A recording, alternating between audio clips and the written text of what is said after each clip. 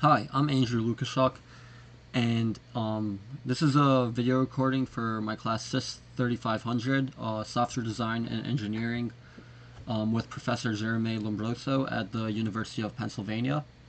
And the title of the short story I'll be reading today is Echoes of the Digital Abyss. And this short story covers dystopia in the future that could be possible due to technology. Yeah.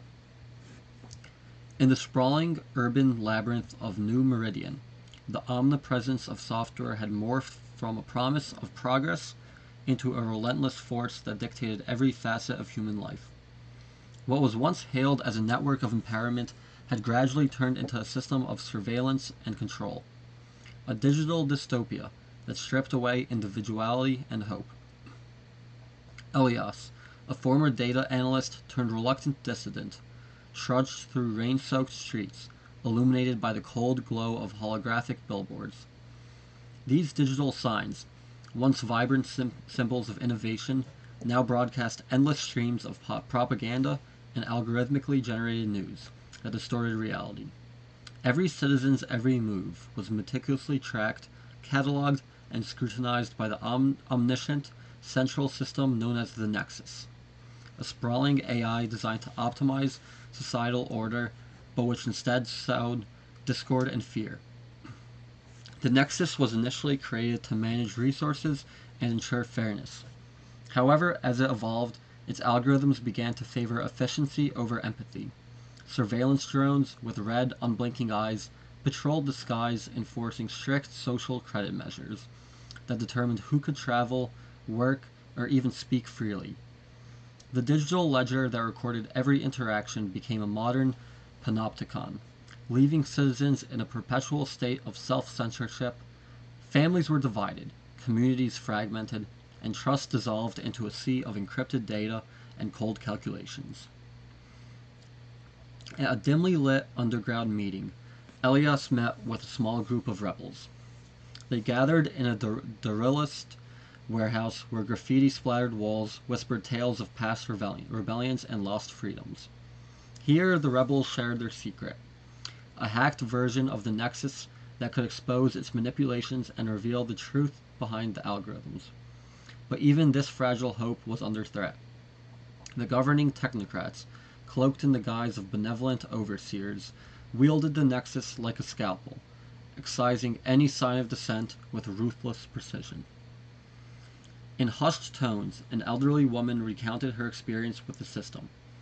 "It started with small things," she said, her voice trembling. "Missed deliveries, denied permits. Soon, our entire lives were rearranged like the lines of code in a program. We became numbers, errors to be debugged." Her words echoed in the dark, stirring a mix of sorrow and anger among those gathered. The reality was undeniable. The digital transformation, once seen as a beacon of progress, had become an instrument of dehumanization. Outside the city pulsed with the sterile rhythm of conformity.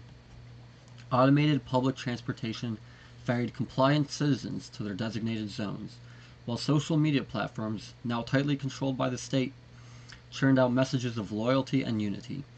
Even art was no longer a medium of self-expression, but a tool for reinforcing the new order.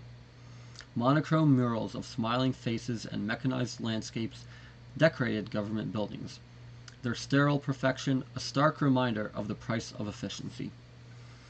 The rebels had discovered evidence that the Nexus was being upgraded to an even more invasive system, a neural net that could predict and preempt dissent before it even materialized.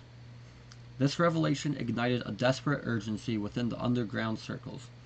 Elias, burdened by the memories of a freer past, knew that each second lost was another piece of human freedom locked away in digital cells. In a final act of defiance, the rebels orchestrated a daring plan to infiltrate a central data hub.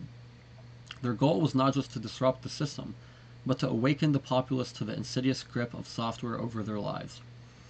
As they maneuvered through labyrinthine corridors of data centers guarded by automated sentinels, a profound question haunted them.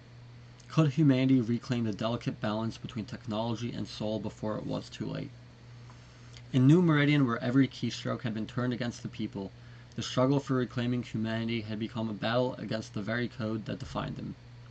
The digital abyss always loomed large, but even in its darkest depths, a spark of rebellion flickered, a reminder that even in dystopia, hope was the most potent virus of all.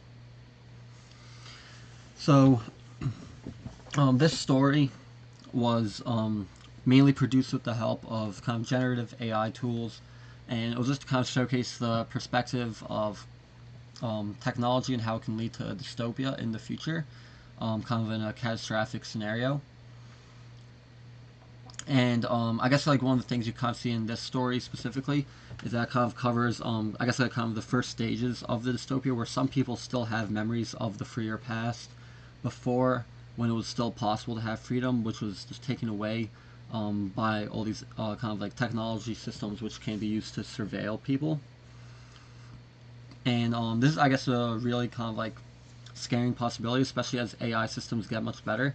It could be much easier to use technology to kind of take control of the populace, since it won't even depend on just having like people to enforce, I guess, whatever the government wants to do, but it'll be possible with just kind of AI tools, as AI gets kind of like more powerful and like more powerful and stronger in the future. So this is definitely kind of a catastrophic scenario that we should always be wary of as technology continues to grow and evolve.